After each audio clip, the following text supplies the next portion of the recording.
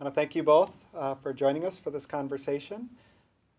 You both are authors that the students have appreciated in the book, and we're excited to hear you talk about what the writing process was for you and your thinking about the people that would be reading it and the topic that you were addressing. So I want to thank you both for being with us today, and maybe we could go around and introduce ourselves. Thanks. I'm Jim Newberry, and I am the chair of the Education and Kinesiology departments and professor of kinesiology here at Texas Lutheran University. I'm Dr. Pam Johnston. I teach in the English department. I also teach women's studies here at TLU. I've been at Texas Lutheran for 10 years, and I wrote the article on, it's called The Basic Thing, and it refers to general education, liberal arts, and liberal education.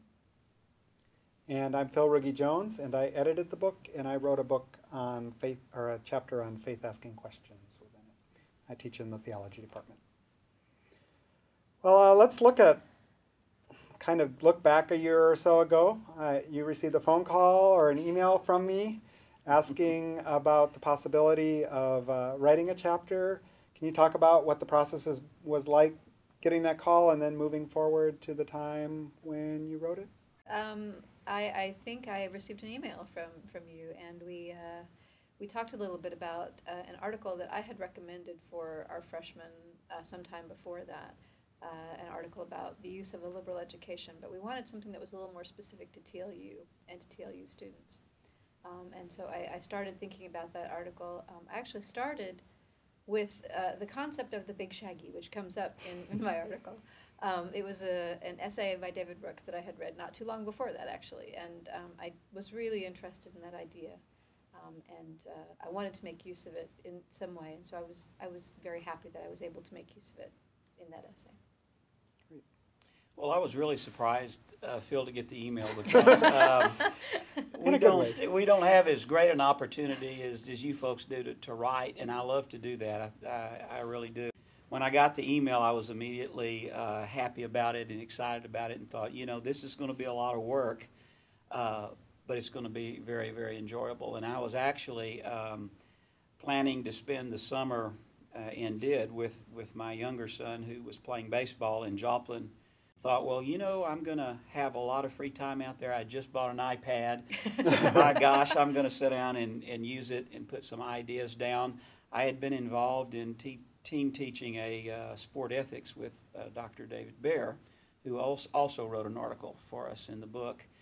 And so I was excited about it. I wanted to relate it to normative ethics in sport, and that's the way it started. And I just got down to business and got it done with y'all's help. Good.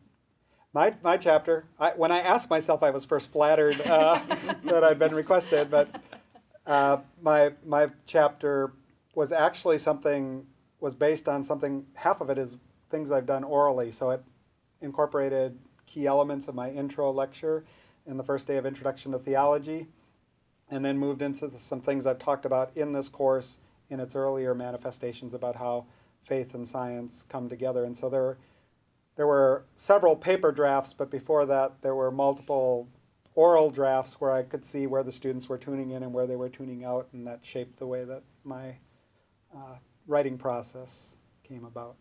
Can you talk a little bit about the writing process, or like you were in the stands? Where were you when you were? I was at home in my office, where I often am. And I didn't know exactly where to start with this essay. I knew I wanted to include some elements from an article by Bart Giamatti that we had used before in the freshman experience course. I wanted to include David Brooks and the Big Shaggy. I wasn't exactly sure where to start, but almost always for me, when I'm writing something, it starts with a story of some sort and branches out from there. And I don't remember why, but for whatever reason, I started thinking about this story. I've told the story many, many times about my son when he was really little, would ask me this weird question. He would say, what's the basic thing about ducks? Or what's the basic thing about the Flintstones? Or what's the basic thing about a cheeseburger? And if you gave him an answer, you'd say, well, the basic thing about a cheeseburger is, the burger patty, the hamburger. He'd say, no, that's just hamburger. And so then you'd have to go on and try to figure out really what is the basic thing. And so that seemed like a really good metaphor for what we're talking about with liberal arts education. And the idea of many things coming together to be part of the whole, and how the whole suffers if it doesn't have all the parts. And one of those crucial parts, of course, then becomes the big Shaggy as well. So once I had the story in place, then I was good to go. But that for me, it always kind of starts with a story, and that's the seed from which everything else grows. Well, I guess for me, I struggled a little bit because there are so many issues right now in sport as far as ethics are concerned. There's something in the newspaper every day. In fact, the group of parents that I was around that summer, we happened to be talking about a lot of ethics questions and ethical questions. But really, when I was teaching in Georgia, I taught a class on, or a part of a class on high altitude climbing. It was part of an exercise physiology class, and got interested in it. One of my colleagues at the time had a PhD in outdoor education, and he had climbed Mount McKinley, and I was around a group of climbers. I wasn't climbing myself. Then John Krakauer's book came out. He wrote Into the Wild, and this book that he had written was called Into Thin Air. It was about the 1996 fatal mountain climb where they lost a couple of the best guides in the world. They made some very poor decisions. There were all sorts of ethical issues involved in that climb. But that book is great. I actually teach that as part of the honors reading here. So I said, you know, instead of typical sport ethics issues, I'm going to talk about mountain climbing. I just run into an article that was discussing how climbers were climbing past dying climbers, trying to summit. Summiting is, of course, the goal there. There's a great deal of expense and personal sacrifice to be able to do that in time. So the inclination is to not be as concerned about your fellow man, so to speak, when you're climbing. And so the ethical issues are very profound there, I feel. And so I said, you know, I'm going to write this about high altitude, and I'll just call it high altitude wellness. I mean ethics, and I believe you helped me a little bit on that.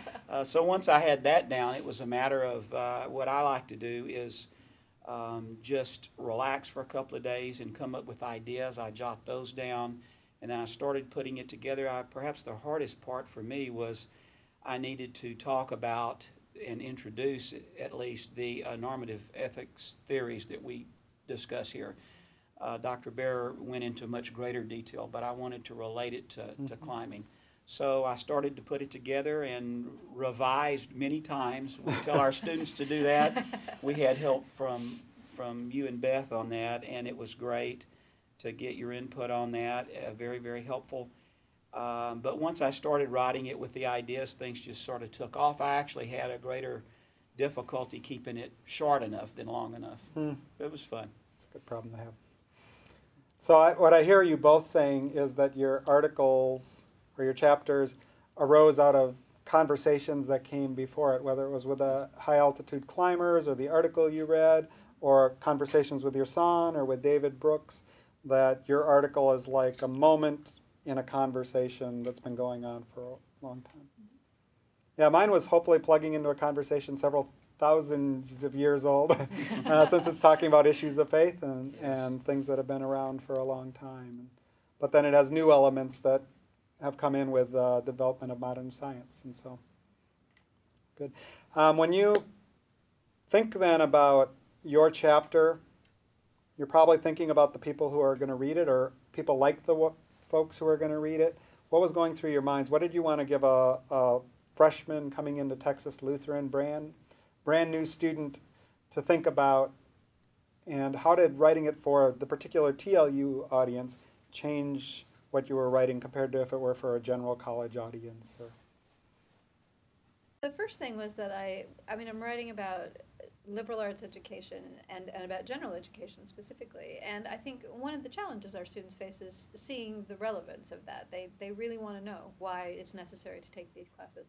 And that's a perfectly valid question. They come here and we tell them you have to take these things. And it's reasonable for them to ask why they have to do that. So I wanted to try to answer that question, and I wanted to try to answer that question as fully and honestly as I could. And I think it's answered in a way for TLU students that it might not be answered for students at other universities. Our students have a lot of autonomy in terms of choosing the courses that are going to work for them and the courses that are going to be the best fit for them. And so when I was trying to put the article together, I was trying to keep that in mind as well, and to try to make that decision-making process play a really prominent role, because it's not just a question of taking these classes that you need to take. It's making the choice and figuring out why that's the choice I want to make, not because it's the easiest class, not because or maybe not even because it's the most interesting one, but maybe because it's going to challenge me in a way I haven't been challenged before, maybe because I have no idea what that class is and maybe I should learn something about that. There's a whole bunch of different choices that students can make when they're designing that curriculum for themselves. And that was something I really wanted to talk about in my essay. Well, I can relate to a lot of that in speaking about choices and decision making. Most students don't understand that there is a method and that there are some very profound things that have been written about ethical decision making that can help them in their lives. Not everyone is faced with something as extraordinary as making a decision on Mount Everest when people are dying and you're not feeling good and you're not thinking well, etc. But in our daily lives, we will all make very important decisions. Some of them will be difficult. And I would like to believe that we're preparing students for those moments as leaders and also as family members and so forth. I wanted to try to impress upon them the importance of that and prepare them a little bit for that. We really, at TLU, do care what happens to our students. We want to prepare them for life. And one of the great things about a liberal arts school is the transfer of learning. And so I wanted to introduce ethics in a manner that was exciting to them and interesting to them, and certainly not boring.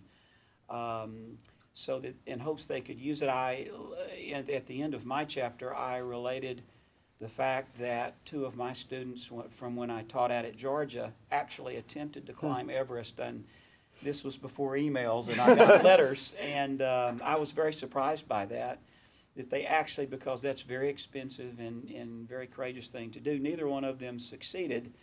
But they both made good decisions. One of them was actually on the Hillary step, which is way up on the mountain. If you don't turn around in time, of course, you get caught, and decided to come back down, which was a very good decision. But that's one heck of a climb to go that high. And this person I related was one of the frailest students in my class, the least expected to do it, but you never know what's inside a person.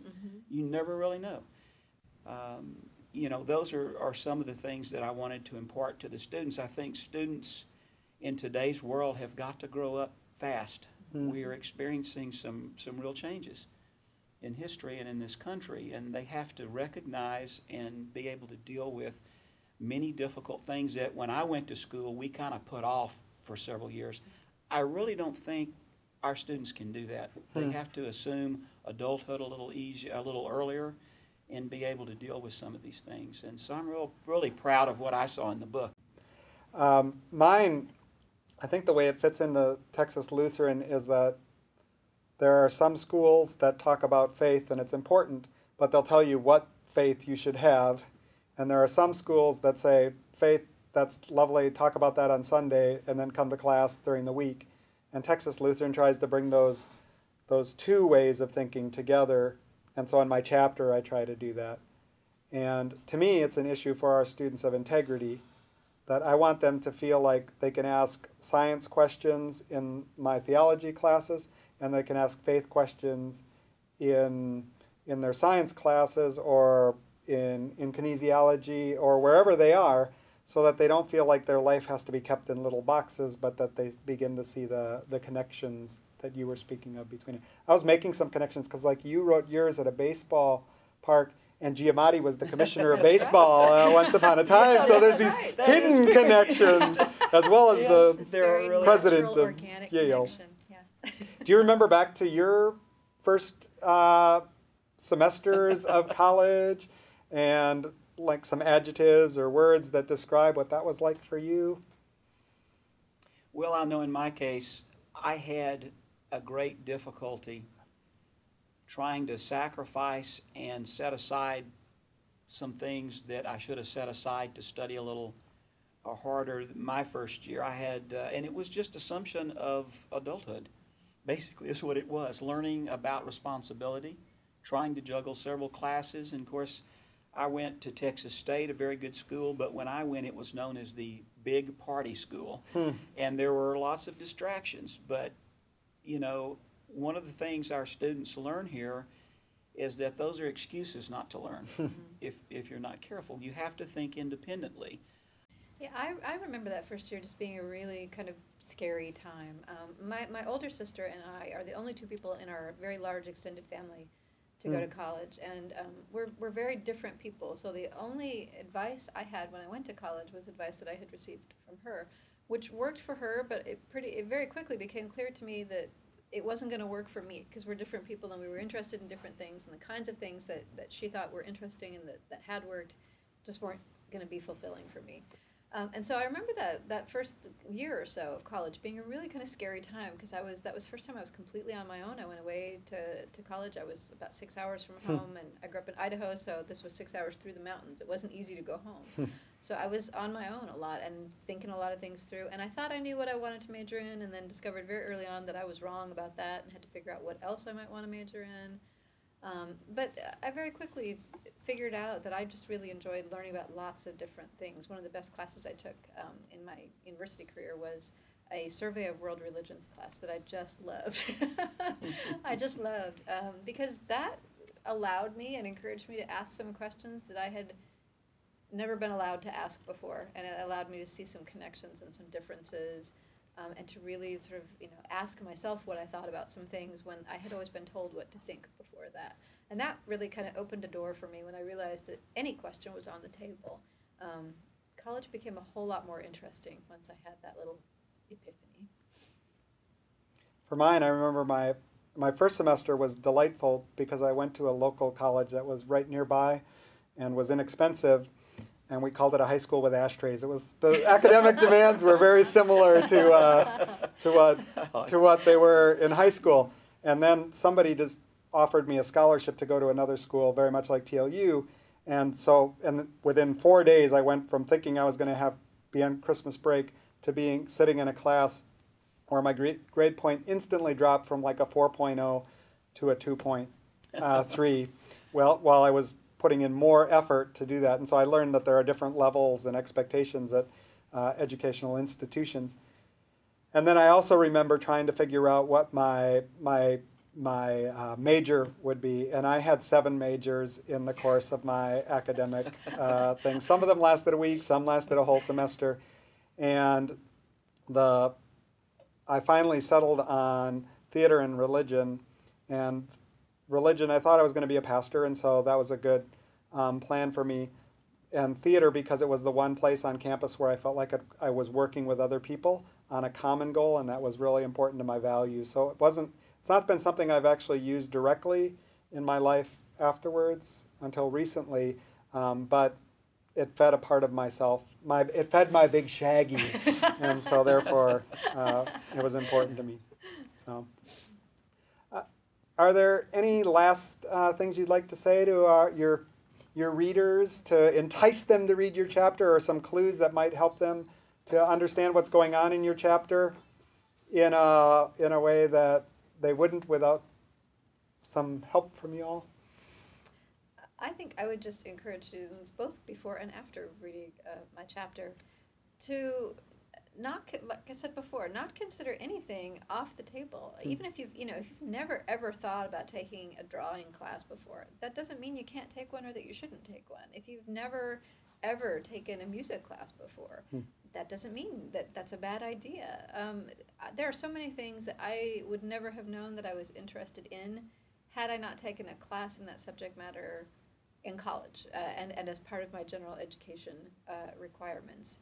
I think you have to let yourself explore, be brave enough to be scared once in a while, and know that you might learn something really interesting, and and know that learning what you don't like and what you don't want to study is just as important as learning what you do. That both of those things are valuable pursuits. One of the things I try to impress upon my students is to have the kind of attitude that will lead towards success in college and in life, and that is try to spend some time thinking about what a wonderful gift it is that somebody is helping you go to college where you can learn and be around the thoughts and ideas of others, because it is truly a godsend. It really is. And for people who have not had those opportunities, they appreciate it a great deal. Take advantage of everything you can read. I fully agree with you on that. I've been very surprised at what I can become interested in and what has helped me and what I can transfer learning-wise to other situations. It's part of creativity. It's part of being able to deal with people.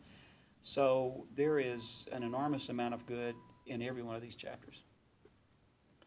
My suggestion would be to push back on my chapter a little bit. If there's something that makes you feel uncomfortable, watch yourself, recognize your discomfort, identify why that's there, and don't be afraid to push back. None of these authors is telling you the way things are.